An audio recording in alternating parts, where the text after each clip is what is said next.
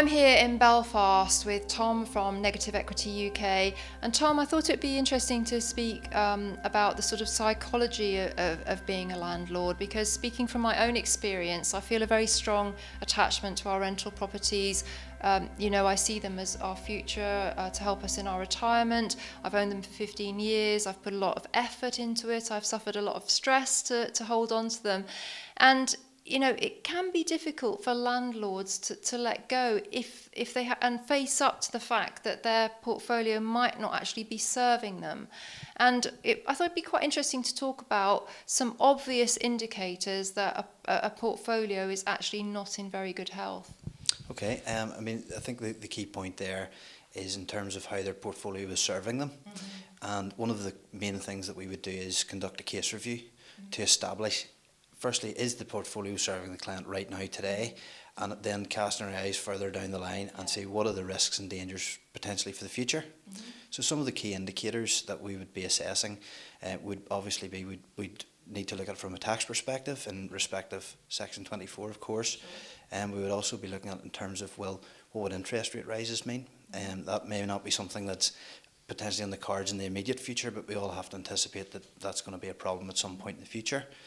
Also the lettability of the properties in terms of both their condition, in terms of the rental demand within that area, factoring in void periods, refurbishment costs. There are a myriad of factors for consideration, as well as just the actual potentially level of equity within the property, the remaining term, and those other factors that I've sort of run through. Because you kind of meet clients, and actually your sort of outcome for them is that they should actually kind of sort themselves out now, because if they don't, the actual pain's going to be a lot greater in the future. And it's hard for landlords when they've put a lot of effort in to realise that actually it hasn't worked out, the market's changed, their circumstances have changed. Sometimes they need a reality check, don't they? Absolutely. In many cases we can conduct a case review with the client, and their portfolio may just need a few, let's say, tweaks in order to keep them in a safe position long term. In other cases, there are going to be some difficult decisions to make. Mm-hmm. And the key thing is, as you've said, is it an element where do they take some pain now, or potentially greater pain financially at some point in the future? And we would implore landlords who think they may have an issue, or would just like some peace of mind, to speak to us as early as they possibly can. It's much easier to fix the sooner we speak to them. Yes. We've spoken to a number of landlords who have come to us with really genuine concerns, and maybe thought that the outcome that would take place would maybe be harsher than actually the reality of it. We would always look at a portfolio in terms of, okay, right across the board, where are positions equity-wise? As you've said, are there properties that maybe don't work from a cash flow basis, or may not work in 12 months from now, or some point in the future, that could be sold to actually pay down debt on some of the retained properties, and maybe that might open up other refinance channels as well.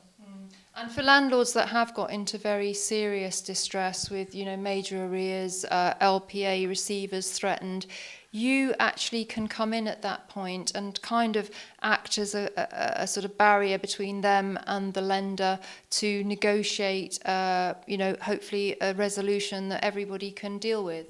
That's right. We're authorised debt advisors, debt mediation service provider with the Financial Conduct Authority.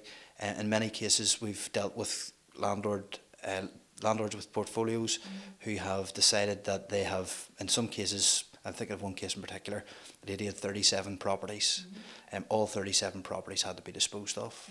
And we managed the negotiations around the disposal of all properties, and the subsequent shortfall that was realised. We negotiated a debt settlement which allowed this lady to retain her residence and carry on with her life. Now, she lost 37 properties, but in reality those properties were always going to go wrong. It was a matter of trying to fix it in the best way possible.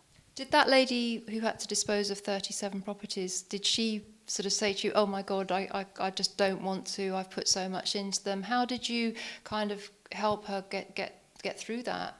Initially, mentally, I suppose. Initially she approached us about 6 properties in particular that were an issue. So we actually opened up lines of communication with the lender in relation to the 6. The 6 properties were sold, and subsequent shortfall that was realised because those properties were in negative equity was settled. That process probably took about 9 or 10 months from instruction to completion. At the end of that process, the lady then said, look, I'd like to address a few other properties. Now, if you cast her mind back to the initial conversation that I'd had with her, I'd said to her, look, really, you need to address all of these. But she wasn't in the mental space to do that. So the old adage, how do you eat an elephant one bite at a time? And that's basically how we did it. Okay, well, that's very interesting to hear those kind of case stories, because you're dealing with these kind of case stories every day, aren't you? And we do want to create a kind of forum here at Property Tribes to talk about these issues. I think too often they are kind of swept under the carpet. Landlords in distress feel that they have nowhere to turn, when in reality there are people such as yourselves that they can speak to.